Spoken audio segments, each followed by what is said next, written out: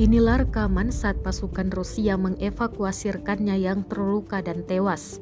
Pasukan Rusia gugur pasca baku tembak lawan tentara Ukraina di dalam hutan. Namun informasi lokasi baku tembak tersebut tidak dirincikan, termasuk jumlah korban pasti yang berjatuhan. Rekamannya ramai beredar di Telegram pada Kamis 5 Januari 2023. Dalam keterangan unggahan disebutkan, pertempuran pasukan pengintai Angkatan Bersenjata Ukraina dan pasukan pengintai Angkatan Bersenjata Rusia diakhiri dengan tewasnya pasukan Putin. Militer Ukraina nampak semakin tegas dalam melawan serangan Rusia. Terbaru, Presiden Amerika Serikat Joe Biden sedang mempertimbangkan pengiriman tank Bradley ke Ukraina untuk membantu negara itu melawan invasi Rusia.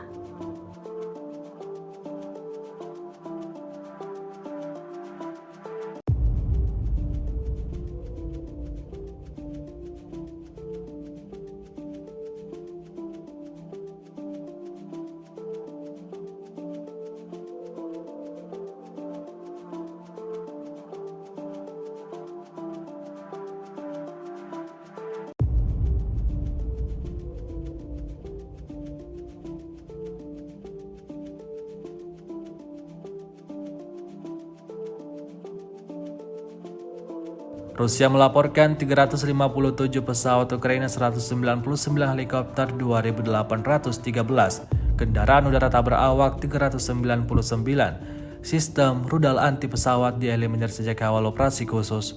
Sementara itu dari kubu Kiev, Kementerian Pertahanan Ukraina merilis 720 tentara Rusia dieliminir dalam sehari terakhir.